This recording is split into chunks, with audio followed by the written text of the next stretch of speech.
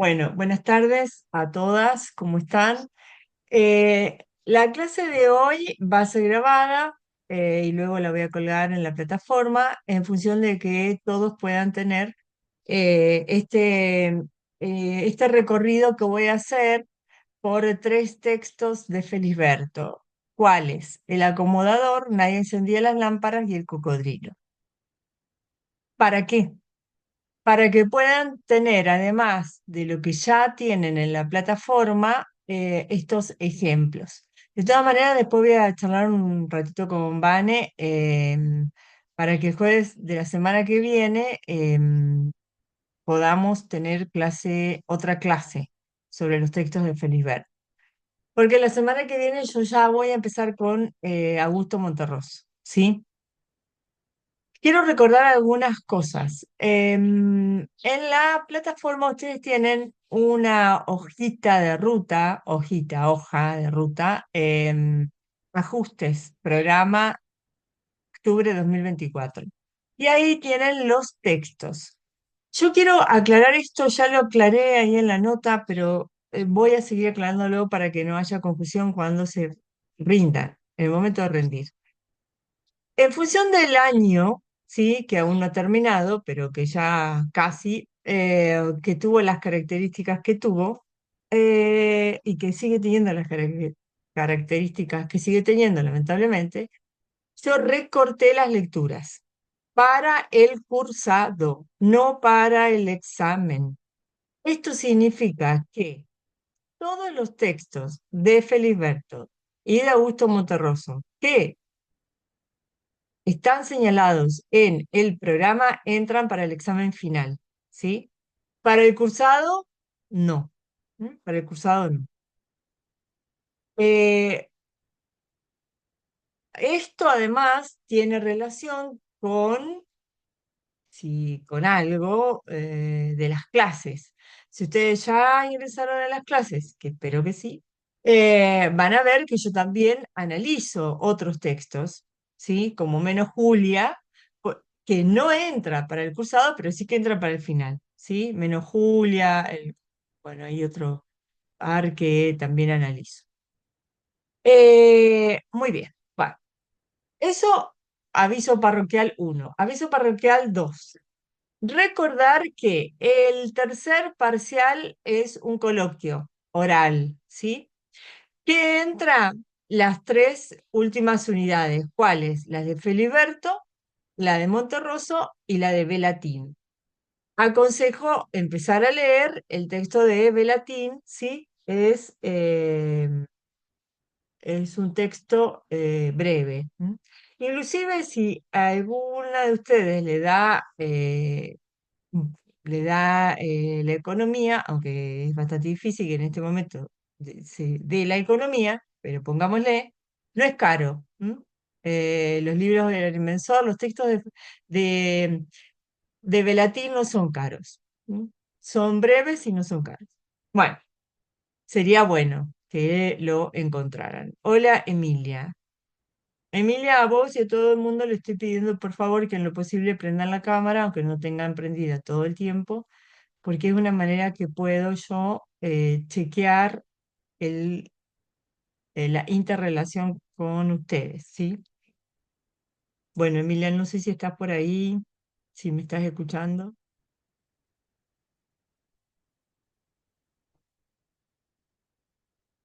Emilia, acá llamando, Teresa Sánchez. Emilia, hola, bien.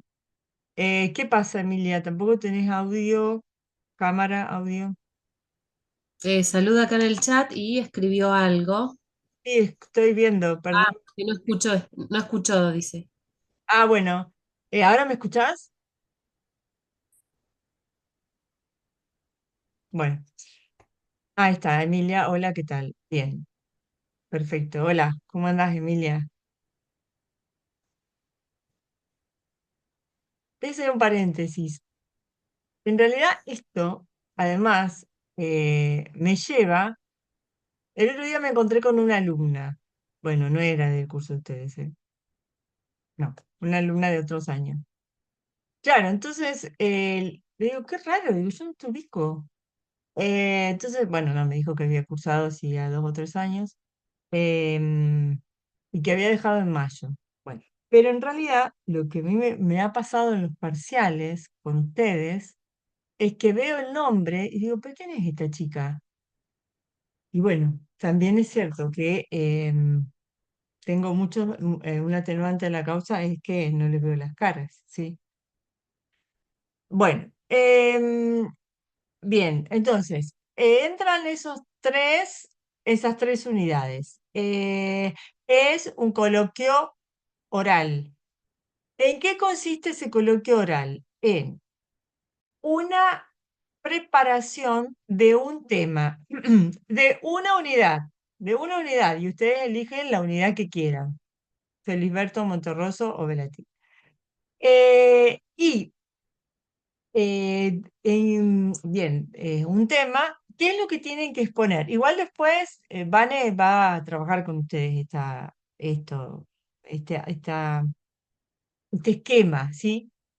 Pero en realidad lo que tienen que exponer es el tema como si fueran a dar un examen oral. Vieron que ustedes en los exámenes orales, lamentablemente, digo lamentablemente porque tienen que tener estrategias de oralidad cuando generalmente no practican mucho la oralidad.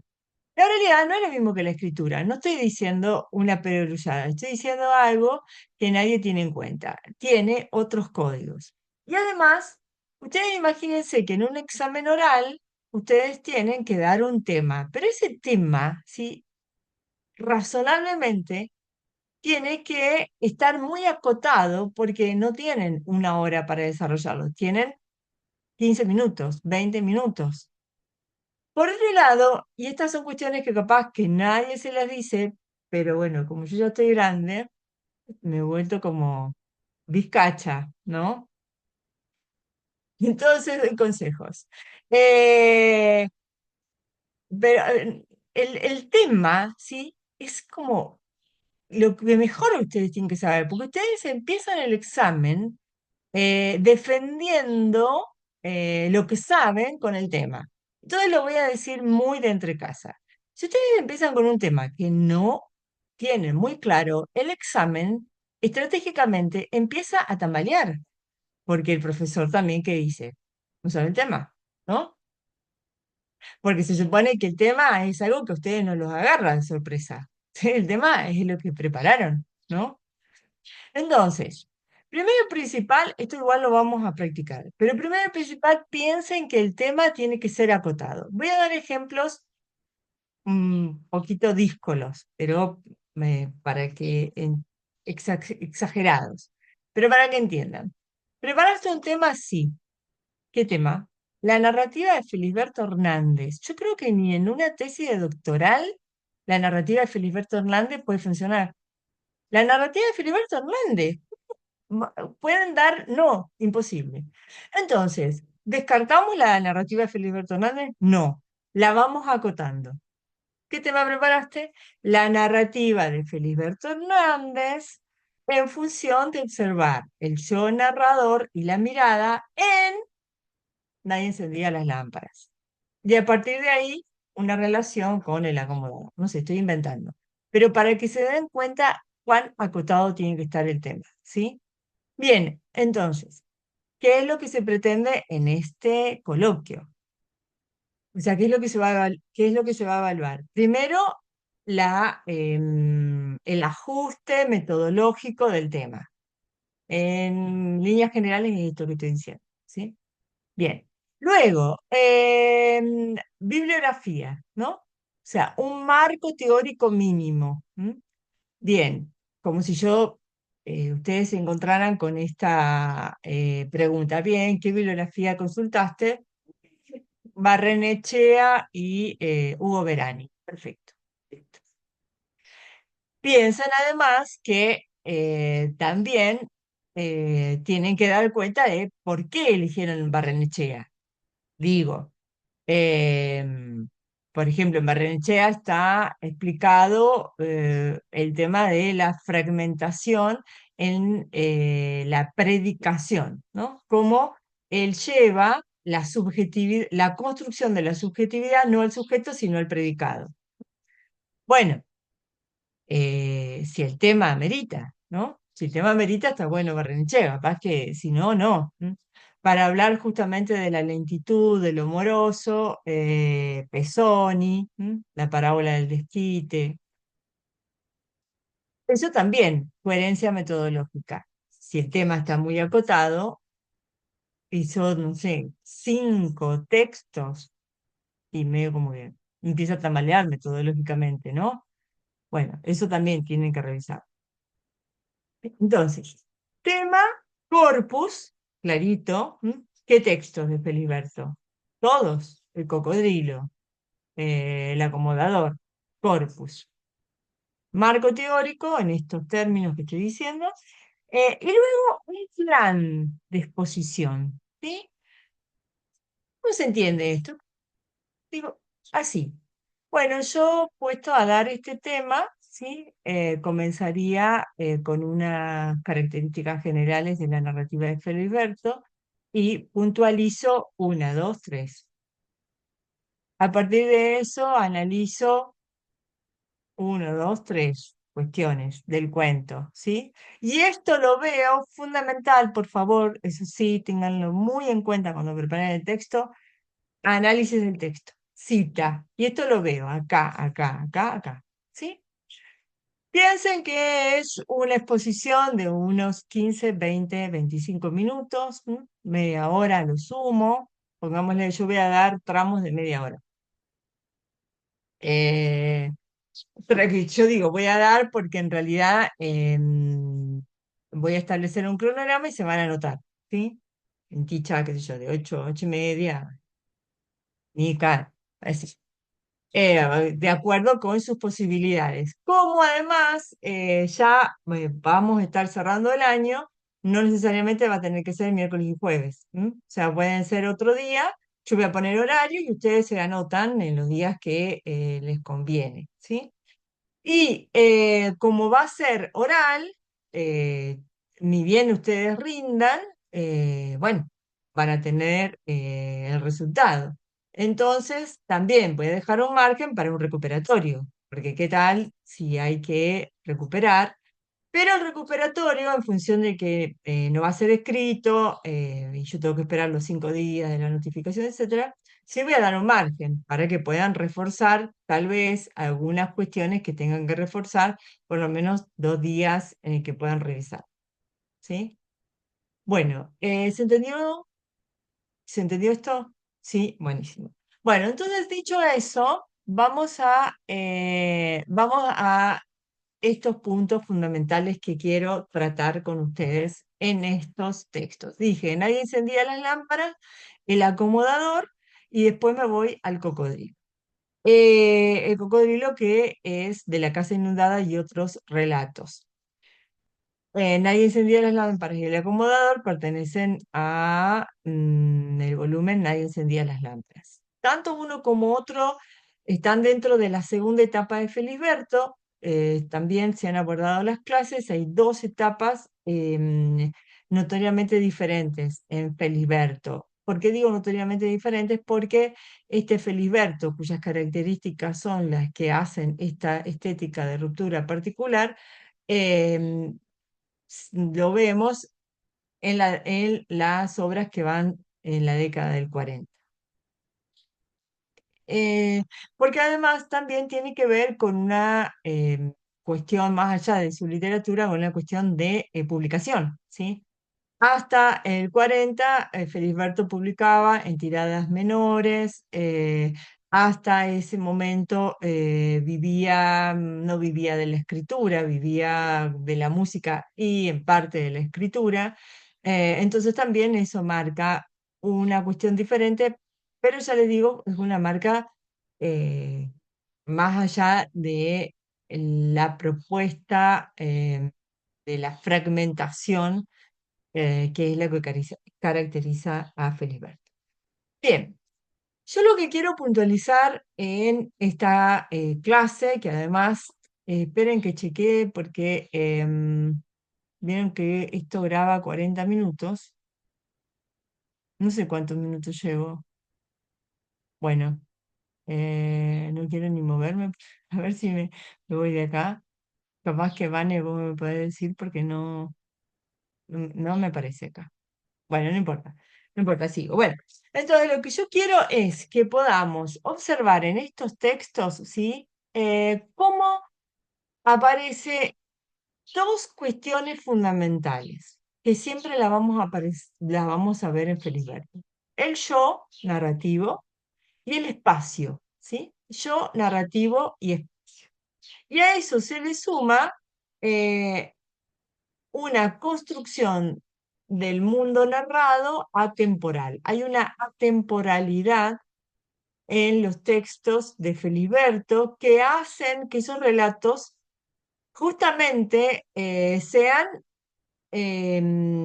una narrativa del disloque. ¿Por qué del disloque? Porque hay una construcción de una subjetividad que no podemos ubicar de manera certera en el sujeto histórico, en la temporalidad histórica, ¿sí? Entonces, hay una incertidumbre, ¿m? Que no se resuelve, que está dada por un mundo narrado errático, ¿sí? Y esa errancia está relacionada con un sujeto que no narra, sino que piensa y recuerda. Piensa y recuerda a partir justamente de el desdoblamiento metonímico que es el de la mirada, ¿no? El de la mirada. Yo no sé, quiero chequear un poquitito si ustedes pudieron ir a los textos de Felisberto. Quiero decir, leer los cuentos. No sé, no. Emilia dice que no. Bueno, El balcón, nada más hasta ahora. bueno, está bueno, y Ticha, o sea, miren, eso que digo en una clase es así. Uno lee Feliberto de la primera a la última, del primero al último de sus cuentos, o de la primera a la última de sus narraciones, y siempre nos encontramos con la misma clave, ¿sí? Siempre nos encontramos con la misma clave. Así que si vos pudiste entrar en el balcón, son claves que vas a ver que se reiteran acá.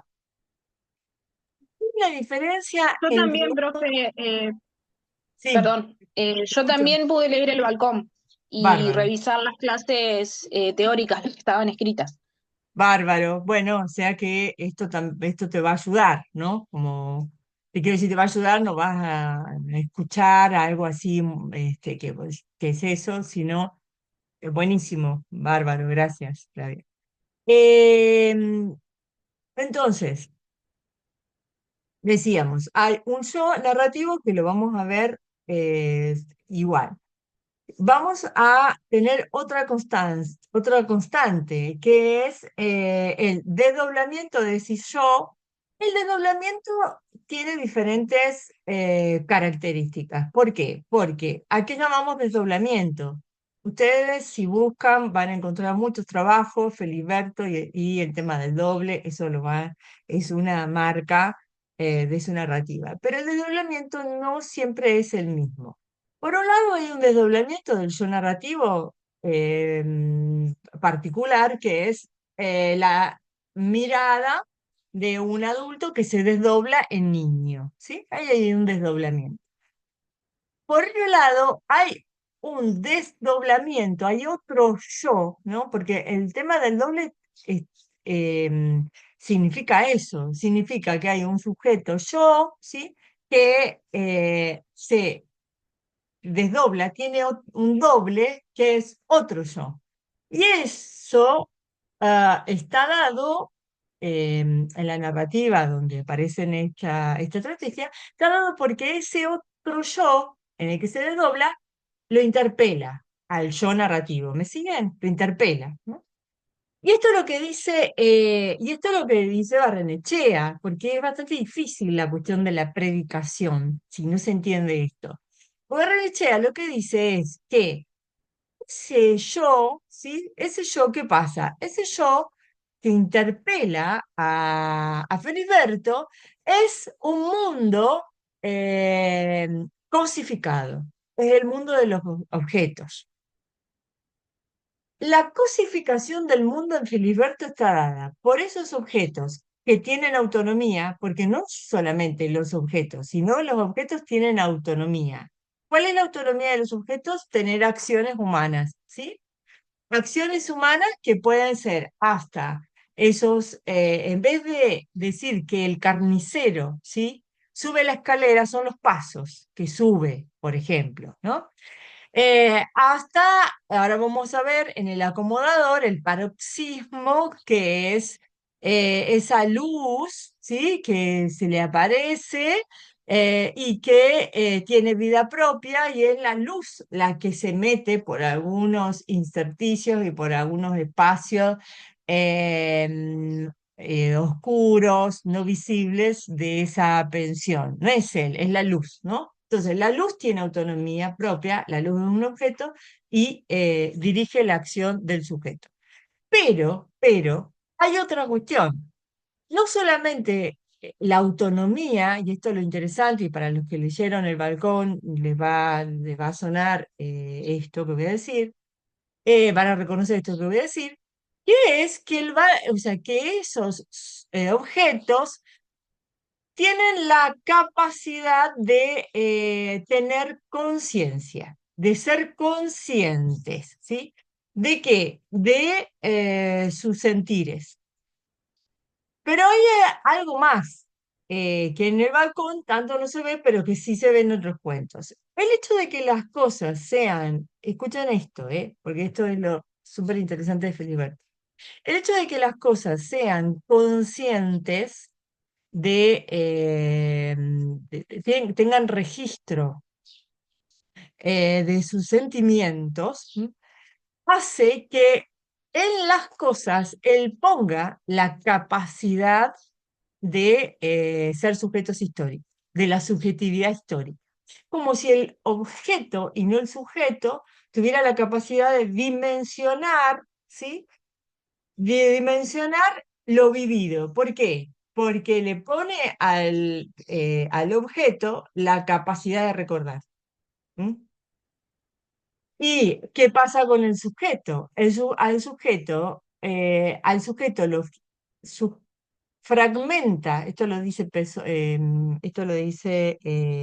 Enrique Pessoa, sí, fragmenta de tal manera al sujeto, ¿sí? Que ese sujeto prácticamente pierde la capacidad de tener conciencia de su ser en el mundo. ¿M? ¿Cómo lo logra? ¿Cómo lo logra? Con la metáfora y la metonimia. Vamos a recordar, antes de seguir, metonimia, todo el mundo sabe lo que es,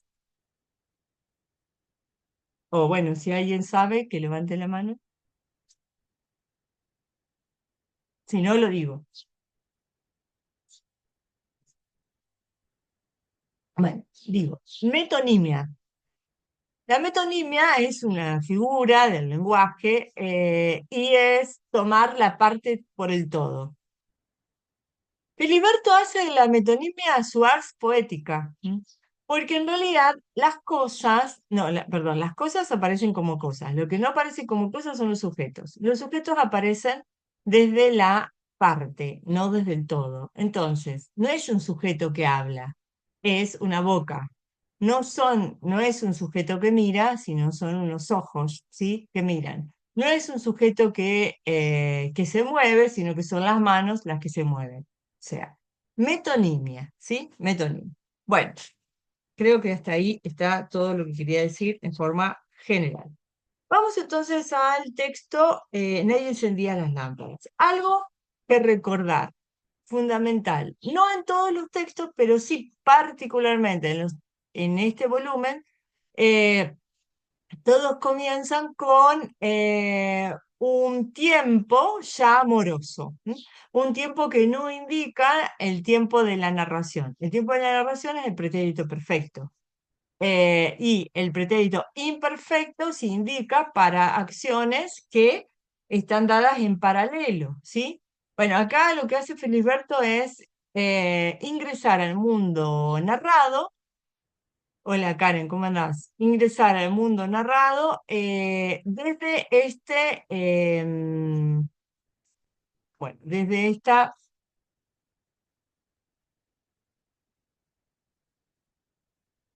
acá me anuncia que tengo 10 minutitos. Bueno, voy un poquito más rápido después. Voy a decir estos generales y después nos vamos otra vez al Big Blue Button. Desde este tiempo verbal, ¿sí? Entonces, fíjense, hace mucho tiempo leía yo un cuento en una sala antigua, ¿sí? En el acomodador vamos a encontrar que pasa lo mismo con este uso de este tiempo. Apenas había dejado la adolescencia, porque fíjense que hay una indeterminación, ¿sí? Es tan indeterminado el tiempo como el espacio. Generalmente el espacio está ubicado en una ciudad. ¿M? Me fui a vivir a una ciudad grande, muchos dicen que ahí está Buenos Aires, ¿no? Y es la ciudad de principios de siglo, porque esa ciudad grande siempre tiene la misma característica. Fundamental esto. ¿Cuál es la característica? Es la de una ciudad mercantilizada, es la de una ciudad en donde hay un centro que nuclea lo atractivo de la modernización y hay un suburbio. No dice precisamente que la pensión por la que él va es un suburbio, no dice la palabra suburbio, pero sí es interesante el adjetivo barato, ¿sí? Barato de poca monta. Eso también está dando cuenta de un tema que atraviesa Feliberto, que es el artista y la ciudad, el artista y el mercado. Claros ejemplos en los cuentos que ustedes tienen, el acomodador y el cocodrilo. En el cocodrilo es desopilante porque él es un artista que no tiene empleo y le ofrecen vender unas medias de mujer. Las medias de mujer son las medias ilusión. Entonces él fluctúa entre ser concertista y ser vendedor de medias de mujer, ¿sí? Ese es un punto también muy interesante que acá somos todas mujeres, de revisar, ¿sí? En los cuentos de Felisberto. Yo ya dije en una de las clases que la mujer no estamos muy bien paradas, porque la mujer aparece, a ver, lo digo de una manera coloquial, ¿no? Pero es cierto que la mujer aparece siempre desde la debilidad. Y voy a decir por qué desde la debilidad, porque son mujeres que son o señoritas, que no dice que son solteronas para la época, pero lo de entender, o viudas, ¿sí? Todas sufren por amor y, como digo en una de las clases, no tienen formas precisas. Pero, no es solamente algo que acontece con la mujer. Cuando Felisberto quiere construir el grotesco de la figura, dice que es gordo. ¿M? Por ejemplo, aparece una mujer gorda, aparece un hombre gordo, y siempre está asociado eso con lo grotesco, ¿m? Con exacerbar la figura. Bien, el mundo de Feliberto en cuanto a espacio de la modernidad, piensen que estos textos, si bien se publican en el 20, no están escritos perdón, se publican en el 40, no están escritos en el 40. Están escritos, lo que pasa es que en el 20 él no tiene cómo publicar o no le publican o no es reconocido, y tiene que sobrevivir entre el piano y la escritura. Pero dan cuenta de esa problemática. Entonces, siempre son espacios que van, eso también, ubiquen la estética del espacio de Felisberto. En la ciudad es un macroespacio, ciudad. siempre es ciudad, ¿sí? Y si no es como en el balcón, ¿sí? Una ciudad en vacaciones, pero es ciudad. Entonces la ciudad, un espacio del arte, el teatro, el cine, paréntesis, biográfico de Feliberto, se ganaba la vida como pianista en las películas de cine mudo. Recordemos que hasta que vino el cine sonoro, las películas eran mudas y había un pianista que estaba ahí en la sala y que iba acompañando con su interpretación la escena. Bueno, eso hacía Feliberto. Entonces también hay una influencia muy grande del lenguaje cinematográfico en Feliberto, ¿sí? Muy importante. Bien. Entonces, ciudad, teatro, sala de concierto, y aparece, esto es muy importante, aparecen espacios que dan cuenta de esta ciudad moderna atravesada por la industria mercantil, ¿sí? Y por la industria cultural. Esa ciudad moderna, atravesada por esos espacios, la visualizamos en espacios como el comedor, ¿m? Como el comedor del acomodador, que es un comedor, ¿sí? Eh, Casi de beneficencia, ¿sí? Se le da de comer a gente que no tiene mucho modo de comer. Bueno, nadie encendía las lámparas.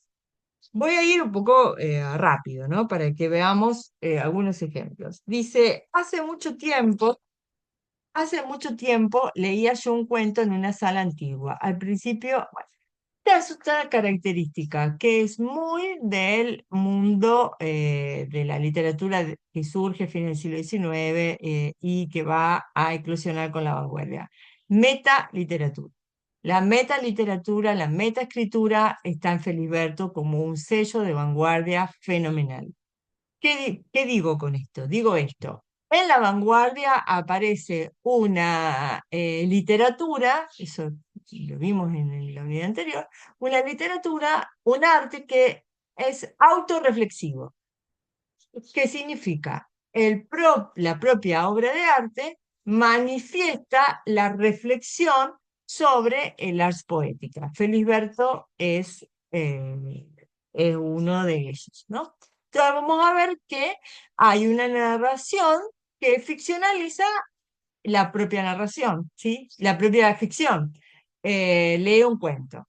Lo que pasa es que el cuento que él lee eh, se disloca, ¿m? Se pierde en el juego de fragmentos que hace. Al principio entraba por una de las persianas un poco de sol, después se iba echando lentamente encima de algunas personas hasta alcanzar una mesa que tenía retratos de muertos heridos. Este es otro rasgo muy importante en nuestro cuento. La idea de la muerte, que como está mirado desde este desdoblamiento de unos ojos de adulto que ven el mundo como un niño, pasan desapercibidos porque están construidos desde el humor. Otro rasgo de Felisberto, fundamental, el humor, ¿no? Están construidos desde el humor y eh, se construyen al unísono de las otras partes de Feliberto, pero son realmente de un grotesco muy fuerte, muy interesante. En el acomodador, bueno, voy a ir adelantándome. En el acomodador, ¿qué hay? Hay un yo que es construido desde el artista en el lenguaje arte-mercado. ¿Por qué? Porque él es un acomodador de un teatro, pero ese empleo, ¿sí? Luego lo pierde y cuando se encuentran esas penurias tiene que compartir la comida en un comedor que ha puesto, ha emplazado el propietario, ¿no? De ese comedor, para Gente que no dice que son indigentes, pero bueno, no tienen otro modo. Y lo interesante es que ese propietario, acá se levantó la mano, pero esto es como que estoy dando Feliberto tiene vida propia. Yo no levanté la mano. Como que Pero- reconoce